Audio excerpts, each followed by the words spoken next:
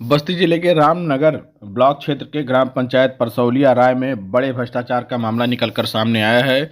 गांव के अशोक सिंह ने शपथ पत्र लगाकर जिलाधिकारी को शिकायत की है कि उनके गांव में नल रिबोर करने के नाम पे 2.5 लाख रुपए और जो प्राथमिक विद्यालय है उसकी पुरानी दीवार को तोड़कर फिर उसी ईंट से नई दीवार बना करके नई दीवार का जो बजट था वो भुगतान करा लिया गया है। ये पूरा मामला परसौलिया राय ग्राम पंचायत का है जो रामनगर विकास खंड का है। यहाँ के अशोक सिंह ने जिलाधिकारी को बाकायदा शपथ पत्र देकर शिकायत किया है और उसके बाद जिलाधिकारी ने पूरे मामले की गंभीरता को देखते हुए सीडीओ को जांच कराकर जो जिम्मेदार है उनके खिलाफ कार्रवाई करने का निर्देश दिया था। सीडीओ के निर्देश के बाद जांच टीम गठित की गई और जांच टीम लगातार जो शिकायत करता है उनका आरोप है कि जो जांच टीम है लगातार उनके ऊपर दबाव बना रही है सुलह करने के लिए, अपना शिकायती पत्र वापस लेने के लिए। लेकिन वो चाहते हैं कि इस पूरे मामले की जांच हो और जांच में जो लोग भी इसमें दोषी हैं जिन्होंने फर्जी तरीके से भुगतान करा लिया है उनके खिलाफ कार्रवाई की जाए। तो ये पूरा जो मामला है वो रामनगर ब्लॉक से जुड़ा हुआ है। यहाँ के परसौलिया राय ग्राम पंचायत में इस तरीके से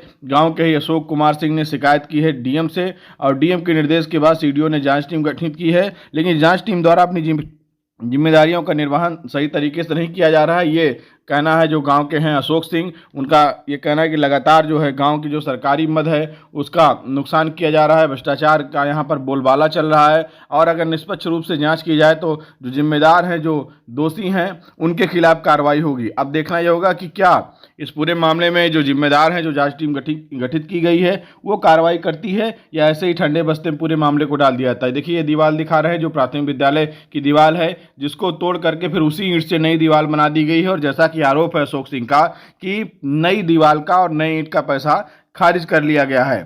मैं व्यक्तिगत डीएम साहब से मिला और अपने गांव की 2.5 साल कार्यकाल का समस्या जो थी वो मैं डीएम साहब के समक्ष रखा। उसमें प्रमुखता से समस्या थी हमारे प्राइमरी विद्यालय की बाउंड्री, जिसको पुरानी बाउंड्री जो थी उसको तोड़ दिया गया। तोड़ देने के बाद ना तो उसका मूल्यांकन कराया गया, ना ही एसडीआई से मूल्यांकन कराया गया और उस बाउंड्री के तोड़ी गई बाउंड्री के ईंट को साफ करके उसी बाउंड्री को पुनः निर्माण कर दिया गया, जबकि लीगल तरीके से उसका भुगतान नई बाउंड्री के रूप में लिया गया है। और दूसरा मुख्य बिंदु ये था हमारे गांव में जल का, जिसपे हैंडपंप रिबोर के नाम पे 22-23 में जो हैंडपंप के रिबोर की स्थिति थी उसके पैसे भुगतान ले लिए गए हैं और जिसका धरातल पे कोई कार्य नहीं हुआ, जो कि साक्ष्य आपके सामने है। ये हमारे यहाँ का प्रथम दृष्टया है, ये पहली बाउंड्री थी जो जो तोड़ी गई है और इसके बाद ये बाउंड्री है जो वर्तमान में अभी प्लास्टर नहीं हुआ है, इस पे भुगतान ले लिया गया है, पुराना ईंट दिख रहा है।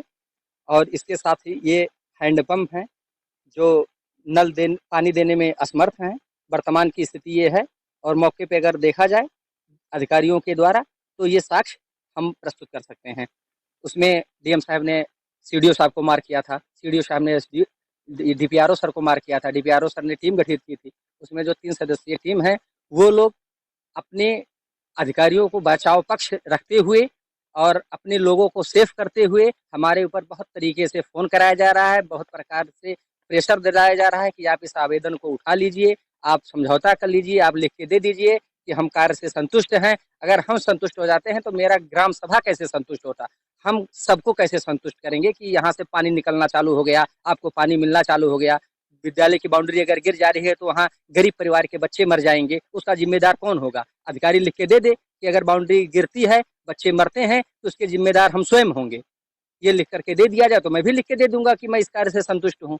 सरकार के द्वारा जितना पैसा आता है, जो भी पैसा हमारे मुख्यमंत्री जी के द्वारा, प्रधानमंत्री जी के द्वारा गांव के विकास के लिए आ रहा है, वो सारे पैसे बंदरबाट कर दिए जा रहे हैं और ब्लॉक से लेकर के जिले स्तर के अधिकारी सब खा ले रहे हैं। कितने लाख रुपए का जो भ्रष्टाचार हुआ है? लगभग नल पे लगभग एक नल पे जो है 28,000 समथिंग कुछ रुपया एक नल का भुगतान है, जो कि 6 नल या 9 नल नियर अबाउट में होंगे। और प्राइमरी विद्यालय का जो 6 लाख से एबव की भुगतान लिया गया है फर्स्ट उसमें, और बाकी वो 7-8 लाख से ऊपर का होगा। जी, मरम्मत करा के नया निर्माण का पैसा लिया गया है। तो ये आपने एफिडेविट भी दिया है? एफिडेविट के साथ में मैंने लगाया है। अब अधिकारी आपकी जो जांच टीम है वो उन्होंने संपर्क किया, आपसे क्या कहा उन्होंने? वो लोग संपर्क कर रहे हैं कि जो है आप घर पे कब रहेंगे, कब मिलेंगे? मैंने कहा कि मैं इस समय वर्तमान में हूँ, आप जल्दी से जल्दी जांच करिए, हमारे ऊपर प्रेशर बनाया जा रहा है। लोकल के लोग, बाहर से लोग, जितने लोग हैं, सब लोग फ़ोन करके हमको बता रहे हैं कि आप समझौता करिए, आप ऐसा करिए, वैसा करिए। और मैं चाह रहा हूँ कि ये जाँच जल्दी से जल्दी हो, जिससे डीएम साहब को संज्ञान में लिया जाए। डीएम साहब उसको खुद व्यक्तिगत तौर से आकर के देखे, मौके पे मेरे गाँव का एक बार विजिट किया जाए ना कि क्या विकास कार्य है, क्या विकास हुआ है। कभी गए ही नहीं। हमारे यहाँ का जो वर्तमान सेक्रेटरी हैं, हर बृहस्पतिवार को एक दिन ग्राम पंचायत में रुकना रहता है। वो आज तक कभी रुके ही नहीं वहाँ, पंचायत भवन में रुके ही नहीं। विश्राम का है, उसमें लगा हुआ है, लिस्ट लगी हुई है, नोटिस लगी हुई है कि एक दिन एक रात्र सचिव जो है ग्राम पंचायत में एक रात विश्राम करेगा। जो सेक्रेटरी आनंद पाल हैं, वो भ्रष्टाचार पे चरम सीमा को लांघ रहे हैं। इसके आगे मैं अपर अधिकारी को संज्ञान में दूंगा कि पहले महोदय हमने ये चीजें आपके समक्ष रखी थी, आपके द्वारा आदेश हुआ था, उस पर लीपापोती की जा रही है अधिकारियों के द्वारा। और आप इन अधिकारियों को हटा करके नई कार्य समिति, जो नई टीम गठित करके फिर से इसकी जांच की जाए। आप क्या मुख्यमंत्री जनता दरबार में भी जाएंगे? बिल्कुल जाएंगे। मुख्यमंत्री हमारे हैं तो हम नहीं जाएंगे तो जाएगा कौन? उनके द्वारा दिया गया पैसा जब बंदरबाट हो रहा तो बताएगा कौन? वो ग्राम सभा को थोड़ी ना देखने आ रहे हैं, लखनऊ में बैठे हैं, वो तो जान रहे हैं ना कि हमारे पैसे को गरीब तक पहुंचाया जा रहा है और ये लोग बीच में ही शोषण कर ले रहे हैं, गरीबों तक पैसा पहुंच ही नहीं रहा है।